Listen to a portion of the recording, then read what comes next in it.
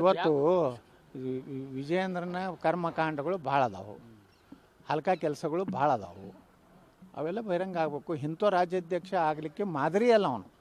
ನಿನ್ನೆ OBC ದಲಿತ leader high command ನಾಯಕರು ಭೇಟಿ ಆದ್ರು, ಇವತ್ತು ಲಿಂಗಾಯತ ಲೀಡರು, ಅಂದ್ರೆ ಎಲ್ಲ ಸಮುದಾಯದವರು ವಿರುದ್ಧ ಇದ್ದಾರೆ ಅಂತ.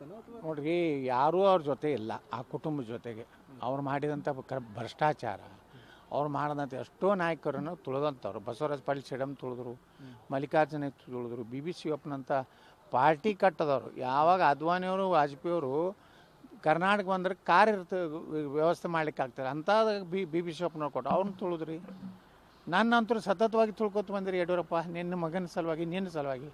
ನಾ ಕೇಂದ್ರ ಮಂತ್ರಿ ಅವಾಗ ವಾಜಪೇಯಿ ಇದ್ದಾಗ ನಿನಗೆ ಒಟ್ಟ ಯಡಿಯೂರಪ್ಪಗಂತರೂ ನನ್ನ ನೋಡಿದ್ರೆ ಕಸಿ ಬಿಸಿ ಆಹಾ ನೋಡ್ಬೇಕು ಅವ್ನ ಮುಖ, ಆಹಾ ನಮ್ಮ ಯಡಿಯೂರಪ್ಪಂದ್ರು. ಎಷ್ಟು ಜನ ತುಳ್ಕೊತ ಹೋಗೋರು. ಈಗ ನಿಮ್ಮ ಮಗ ಅಂತೂ ಎಲ್ಲರಿಗೂ ಏನು ಬೇಕಾದಂಗೆ ಮಾತಾಡ್ತಾನೆ. ರಮೇಶ್ ಜಾರಕಿಹೊಳಿ ರಸ್ತೆ ಮ್ಯಾಗ ಅಡ್ಯಾಡ್ಲಾರ್ದಂಗೆ ನೋಡ್ಕೋತಾರೆ ಅಂತಾನೆ. ಏನು ಗುಂಡಾಗಿರಿ ಮಾಡ್ತೀರಿ?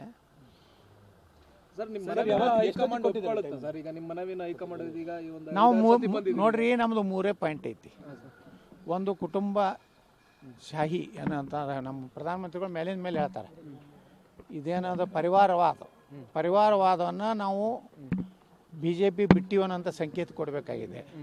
ಒಂದು ಭ್ರಷ್ಟ ಕುಟುಂಬ, ಕರಪ್ಟ್ ಫ್ಯಾಮಿಲಿ ಇನ್ ಕರ್ನಾಟಕ, ಅದನ್ನು ಕೊನೆಗೆ ಕಾಣಿಸ್ಬೇಕು. ಕರಪ್ಟ್ ಅಲಾಖೆ ED ರೇಡ್ ಮಾಡಿದ್ದು ಐತಲ್ಲ, ಅಲ್ಲಿ ಒಬ್ಬ ಉಮೇಶ್ ಅನ್ನೋಂಥ ಕಂಡಕ್ಟರ್ ಮನೆಯಾಗ ಸಾವಿರಾರು ಕೋಟಿ ರೂಪಾಯಿ ಬಾಂಡ್ ಸಿಗ್ತಾವು, 2 ಕೌಂಟಿಂಗ್ ಮಷಿನ್ ಸಿಗ್ತಾವು. ಅದು ಯಾರ್ದು? ವಿಜಯೇಂದ್ರದ್ದು ಏನೋ BTSನಾಗ ಅಷ್ಟು ರೊಕ್ಕ ಕಳ್ಸ್ಯಾನ ಅವನು ಉಮೇಶ್. ಅದು ಭ್ರಷ್ಟಾಚಾರ. 3ನೇದು ಹಿಂದುತ್ವ. ಏನು ಉಳಿತು?